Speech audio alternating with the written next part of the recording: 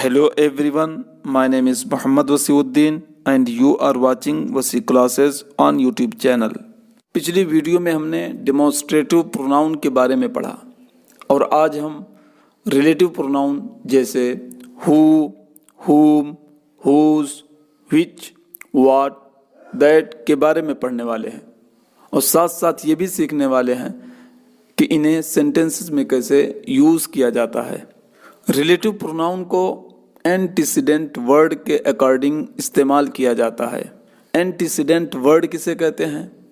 वो वर्ड्स जो relative pronoun से रिलेट करते हैं उन्हें एंटीसीडेंट वर्ड कहते हैं। तो सबसे पहले हम हु और हुम को लेते हैं। हु का मतलब होता है जो, जिसने। हुम का मतलब होता है जिसे, जिसको। हु और हुम दोनों को ह्यूमन बीइंग यानी लिविंग के लिए यूज़ किया जाता है। हु को सब्जेक्टिव केस में यानी सब्जेक्ट की जगह पर यूज़ किया जाता है और हुम को ऑब्जेक्टिव केस में यानी ऑब्जेक्ट की जगह पर यूज़ किया जाता है। तो चलिए अब हम ये देखते हैं कि हु और हुम को सेंटेंसेस में कैसे यूज़ किया जाता है। पहला सेंटेंस है, ये वही लड़का है जो अभी आया है।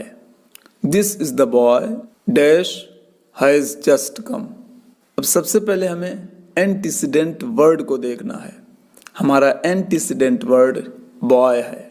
बॉय एक ह्यूमन बीइंग है यानी लिविंग है।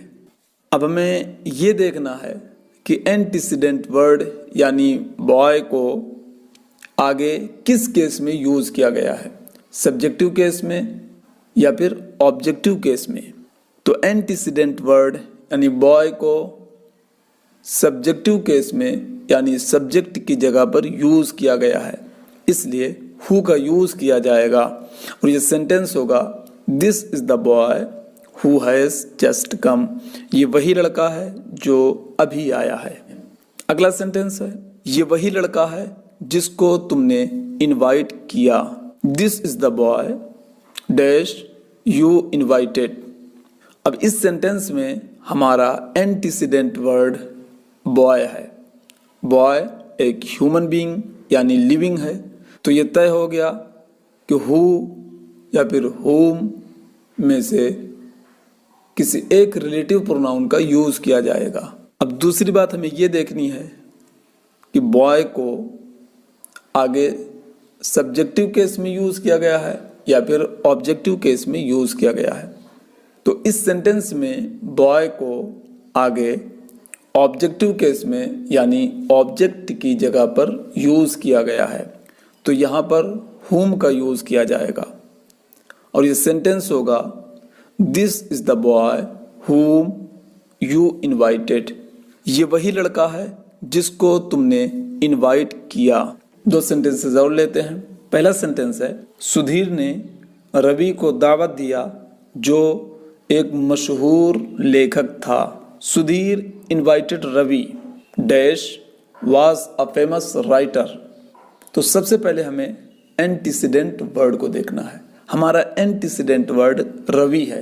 रवि एक ह्यूमन बीइंग यानी लिविंग है, इसलिए हु या फिर हुम का यूज़ किया जाएगा।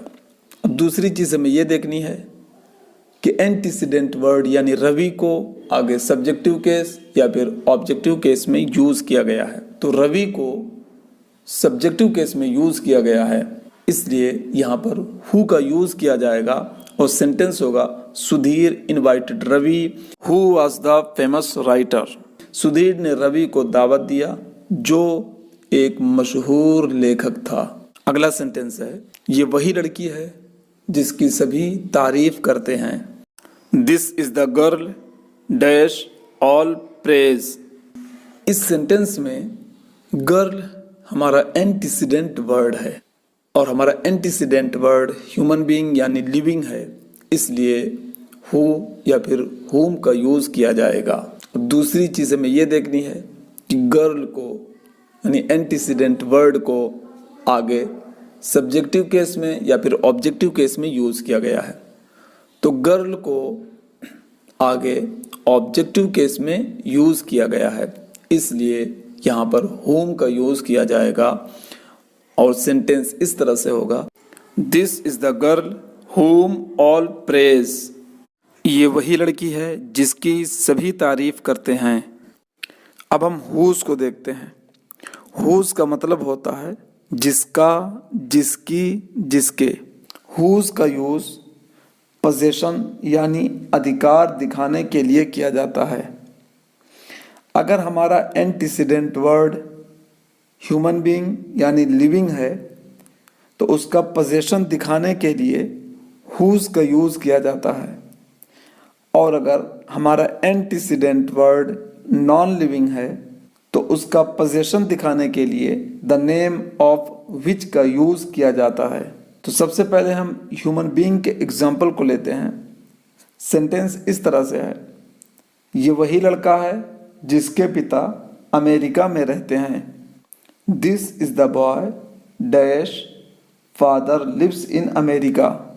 इस सेंटेंस में हमारा एंटीसीडेंट वर्ड बॉय है जो कि एक ह्यूमन बीइंग यानी लिविंग है, इसलिए इसका पोजेशन दिखाने के लिए whose का यूज किया जाएगा और सेंटेंस इस तरह से होगा, this is the boy whose father lives in America.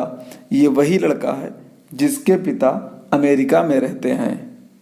और अगर नॉन लिविंग का पोजेशन यानी अधिकार दिखाना हो तो whose का यूज नहीं किया जाता बल्कि द नेम ऑफ विच का यूज किया जाता है। सेंटेंस है, ये वही कुत्ता है जिसका नाम टॉमी है। This is the dog dash is Tommy.